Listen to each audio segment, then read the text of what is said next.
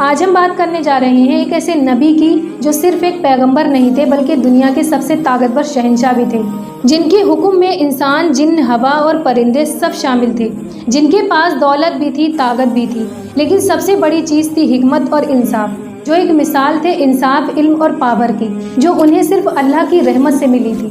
یہ ہے حضرت سلیمان علیہ السلام کی کہانی۔ آئے قرآن کی روشنی میں ان کی زندگی کے ہر پہلو کو سمجھتے ہیں۔ حضرت سلیمان علیہ السلام کا تعلق حضرت داؤد علیہ السلام سے تھا۔ وہ ان کے بیٹے تھے، ایک پیغمبر کے بیٹے، ایک پیغمبر۔ فرام اے ینگ ایج ان میں انٹیلیجنس، وزڈم اور ججمنٹ کا اثر دکھنے لگا۔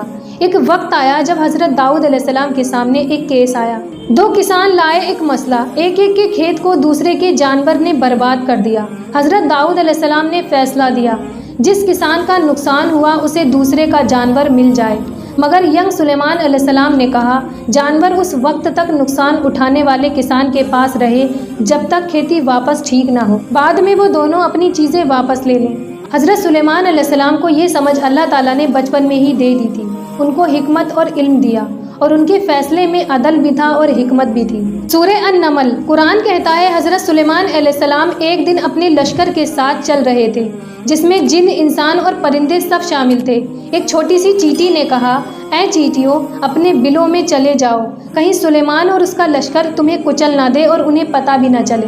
حضرت سلیمان علیہ السلام مسکرائے، اللہ کا شکر ادا کیا اور دعا کی، یا اللہ مجھے اپنی نعمتوں کا شکر ادا کرنے والا بنا اور نیک کام کرنے کی توفیق دے۔ ان کی سلطنت اس زمانے کی سب سے بڑی سلطنت تھی، لیکن انہوں نے کبھی تکبر نہیں کیا۔ سورہ صاد انہوں نے ہر دفعہ اللہ سے دعا کی، یا رب مجھے ایسی حکومت دے جو کسی کو نہ دی ہو، اور اللہ تعالیٰ نے ان کی دعا قبول کی۔ حضرت سلیمان علیہ السلام کے پاس کچھ عظیم معجزات تھے۔ نمبر 1، ہوا پر حکومت۔ سورہ صاد قرآن کہتا ہے اور ہم نے ہوا کو سلیمان کے لیے مقرر کر دیا، وہ ہوا سے اپنے پورے لشکر کے ساتھ سفر کرتے تھے۔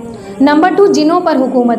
اللہ نے جنوں کو بھی ان کا حکم بردار بنایا، جن بڑے بڑے محل، مسجد اور برتن بناتے تھے۔ نمبر 3، حضرت سلیمان علیہ السلام کو کئی زبانوں کا علم تھا، ان کو پرندوں اور جانوروں کی بولی سمجھنے کا ہنر تھا۔ سورہ النمل میں لکھا ہے اور سلیمان کو پرندوں کی زبان سکھائی گئی۔ ہدہد نے ایک دن حضرت سلیمان علیہ السلام کو خبر دی، میں نے ایک ایسی قوم کو دیکھا جو سورج کو سجدہ کرتے ہیں، اور ان کا ایک لیڈر ہے اور ایک عورت ہے بلقیس۔ حضرت سلیمان علیہ السلام نے کہا، میں دیکھتا ہوں تم سچ کہہ رہے ہو یا جھوٹ، اور ایک خط بھیجا، تم اللہ کے سامنے سر جھکاؤ۔ ملکہ سبا نے اسلام قبول کر لیا اور اللہ رب العزت پر ایمان لائیں۔ یہ تھا دعوت کا طریقہ۔ دولت کے باوجود سلیمان علیہ السلام نے صبر، وزڈم اور ڈپلومیسی سے کام لیا۔ حضرت سلیمان علیہ السلام نے اللہ کے حکم سے بیت المقدس یعنی مسجد الاقصیٰ کی تعمیر کروائی۔ مسجد الاقصیٰ کی تعمیر میں جن بھی کام کیا کرتے تھے، جو کچھ حضرت سلیمان علیہ السلام چاہتے وہ جنات تیار کر دیتے۔ حضرت سلیمان علیہ السلام کے عدل کی مثالیں آج بھی دی جاتی ہیں۔ ان کا ہر فیصلہ اللہ کے خوف، علم اور انصاف کے ساتھ ہوتا تھا۔ انہوں نے کبھی کسی ظالم کو چھوڑا نہیں اور کبھی کسی مظلوم کو اکیلا نہیں چھوڑا۔ پھر جب ان کا وقت آیا، جب اللہ تعالیٰ نے موت کا حکم بھیجا، تو ان کی خبر جنات کو کسی نے نہ دی سوائے اس کیڑے کے جو ان کی عصا کو کھا رہا تھا۔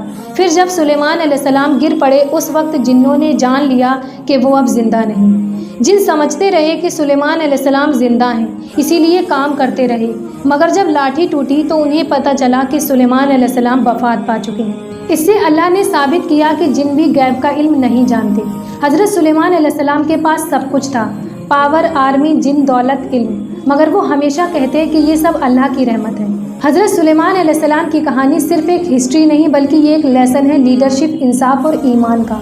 جب دولت اللہ کی رضا کے لیے ہو، جب حکومت انصاف کے لیے ہو، اور جب علم اللہ کے خوف کے ساتھ ہو، تب انسان حضرت سلیمان علیہ السلام جیسا بن سکتا ہے۔ ان کا نام ایک مثال ہے ہر ایمان والے کے لیے۔